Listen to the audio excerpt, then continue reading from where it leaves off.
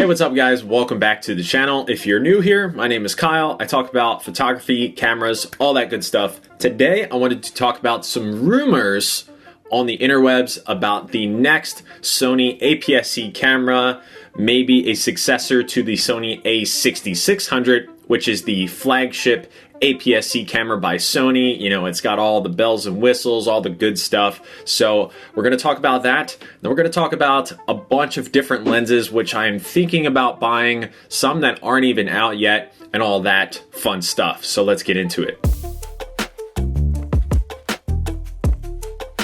All right, so first things first, Sony Alpha Rumors, the website is, in my opinion, and this is just my opinion, is not super accurate. The general kind of verbiage that the person uses on this website, which I believe it's just one person who runs this section of the rumors websites. There's Canon, Fuji, just a mirrorless, Micro Four Thirds, whereas the Sony Alpha Rumors one is notoriously pretty lackluster in accuracy. You'll see a lot of things like 99.9999% accurate rumor or likely thing majiggy. It's just really kind of a fun place to look at for camera stuff regarding Sony, but really, you know, take it for what it's worth, if it's worth much at all. So with that disclaimer out of the way, let's look at some stuff and just have fun with it. So first thing is on April 26th, this was a rumor, Sony will announce a new high-end APS-C model in May!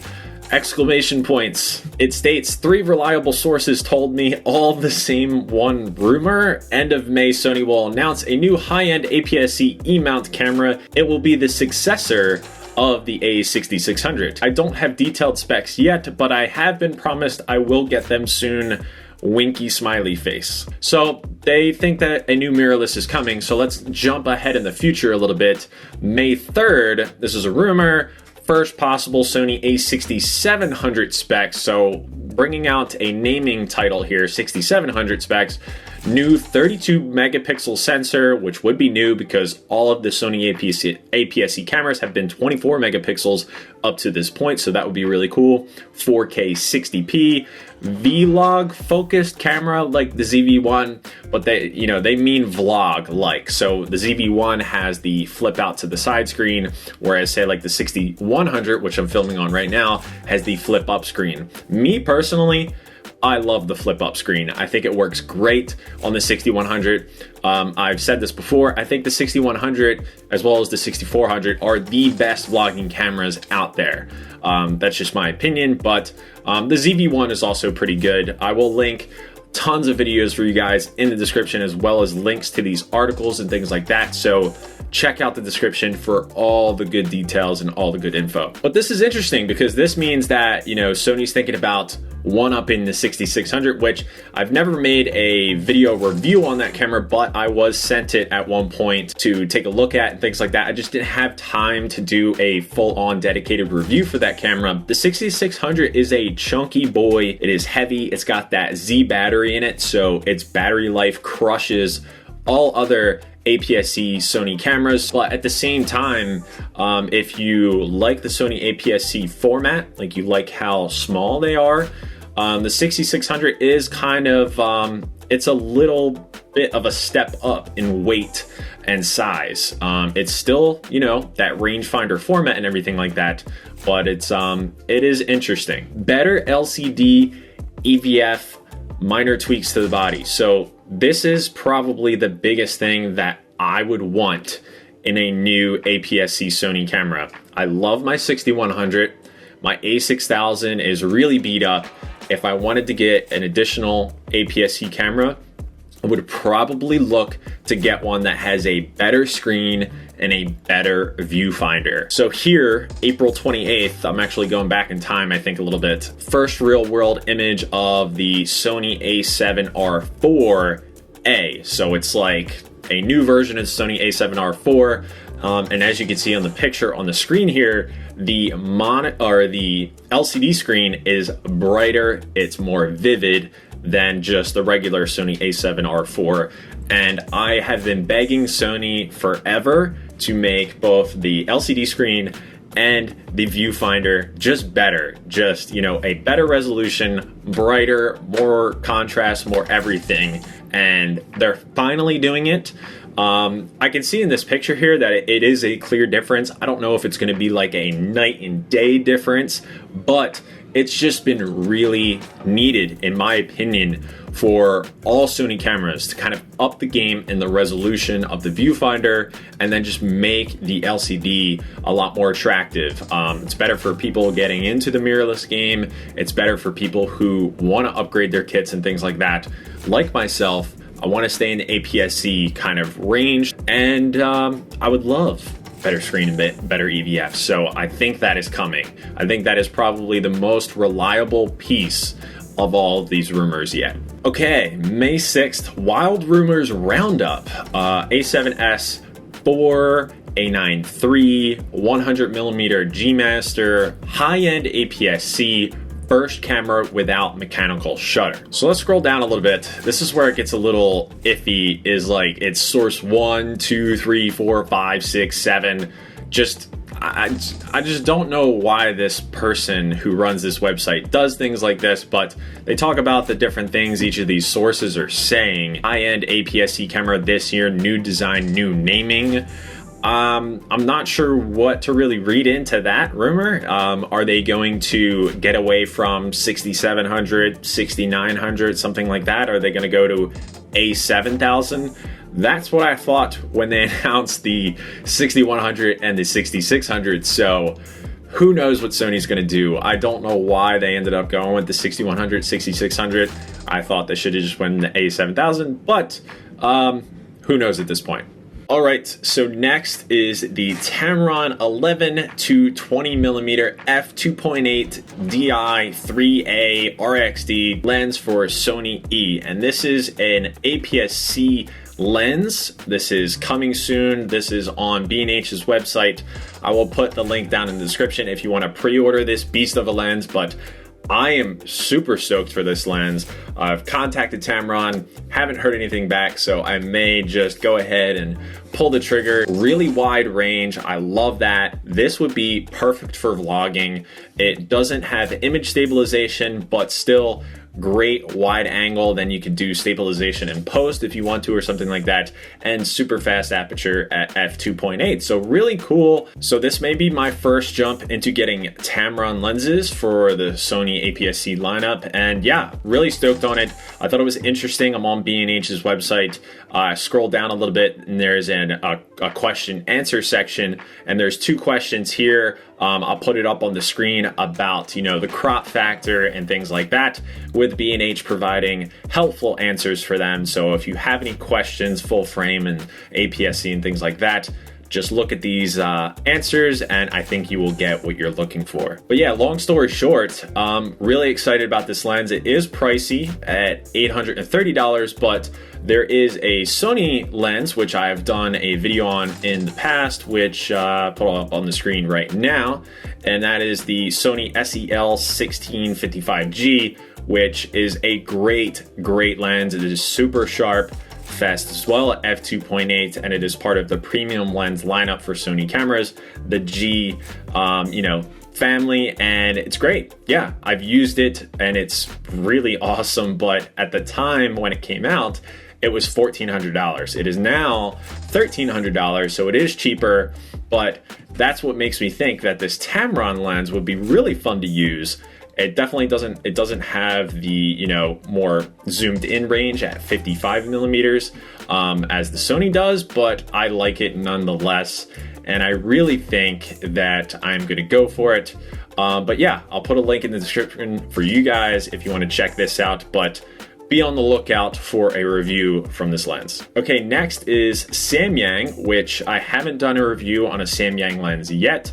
They are coming out with a revamped 12mm f2 APS-C lens for Sony, and I think this is great. It's got a new design. The old design, I'll put it on the screen now. I've read about it, and also there is a video which I will link in the description about it, where apparently the optics are the same, but there's different coatings on it, and the lens before was manual focus, whereas this one is autofocus. It's 400 bucks, not bad, and this would be a really cool lens to test out astrophotography on, which I am just really chomping at the bit to do this summer.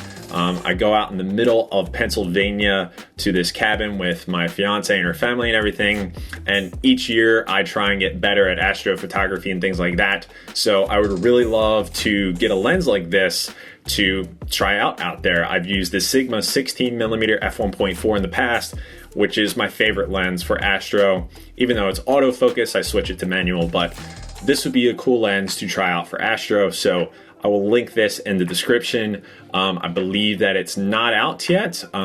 This article was written on April 23rd, but if it's out, link in the description. Oh, also from Tamron, I probably should have did this one first, the 17 to 70 f2.8 for Sony APS-C cameras. So this is cool too. This is around the same price as the other lens, but this is closer to that Sony 16 to 55.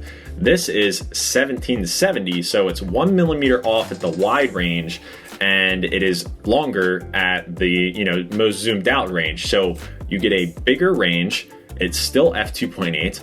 It's made for APS-C cameras, so that is great. And I think the build quality on these is pretty awesome. So I haven't held them in my hand yet, so that's kind of speculation, but from what I can tell and the reviews that I've seen on this lens, it looks great. So I kind of want to try this one too, but I'm leaning more towards the 11 to 20. That's kind of more in my wheelhouse than the 17 to 70. What about you guys? Do you want the 17 to 70, or would you rather get the 11 to 20? So let me know in the comments below. So next on the list here is the LAOWA. I think that's how you say this company's name. Argus 33mm f0.95, and this is for APS-C as well. So many different lenses coming out for the APS-C lineup. I love it. I love to hear this. I don't have any LAOWA lenses. I've reached out to them before. Radio silence, because I'm such an important YouTuber out there, but this lens seems pretty interesting. Anything at 0.95 is probably a lot of fun. I did do a review on the 7 Artisans 35mm f0.95, and I love that lens. I think the LAOWA is actually twice the price though. Little different at 33mm versus 35, but yeah, this is a lens that is on my radar to try out. But yeah, let me know what you guys think of this lens. Would you like to see a review on another 0.95 lens? Okay, that actually wraps it up. Hopefully this video didn't go on too long, but I'm so excited about what's going on in the Sony APS-C world. It's May 9th as of filming this video. Hopefully I get this out within a week, and you guys can take part in this conversation of what's going on.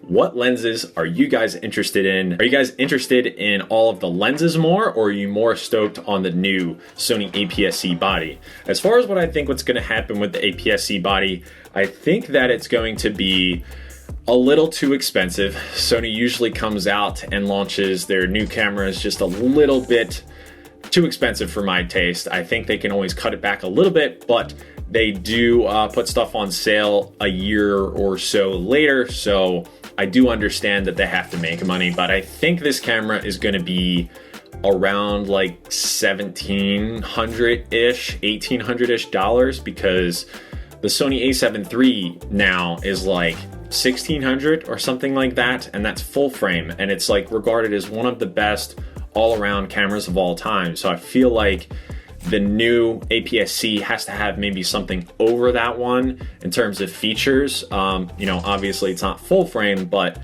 maybe it's going to have things that the a7 III just couldn't do, technologically speaking. As far as things that I really think are going to happen though, I think the LCD and viewfinder are going to be better on this new APS-C model than say like the Sony a7 III or the a60-600. So I think that's going to be great. Really looking forward to that. I think the frames per second is going to be better as far as, you know, continuous shooting.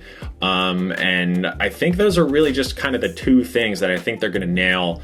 And then as far as body differences, they may go with a front dial to kind of give better ergonomics and just, you know, usability, I think, with an APS-C camera to kind of just push it a little bit towards more of a pro type camera, but in an APS-C body, if that makes sense. Let me know what you guys think about just kind of all of this stuff, and also this video, just turning on the camera real quick, talking about things I'm excited about, things I'm looking forward to. And yeah, I hope you guys enjoyed this video, and I cannot wait to test this stuff out. Affiliate links and all that good stuff in the description. And as always, I will see you guys in the next episode. Later.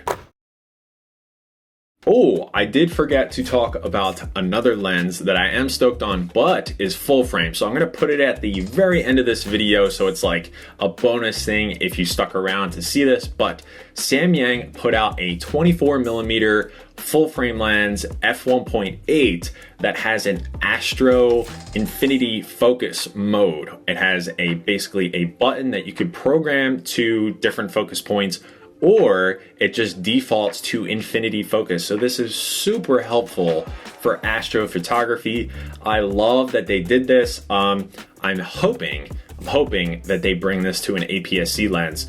The 12mm that we talked about earlier in the video does not have this astro autofocus mode, but I think that it just brings up the opportunity for them to do it in an APS-C lens. I mean, why not? I feel like that is a great feature.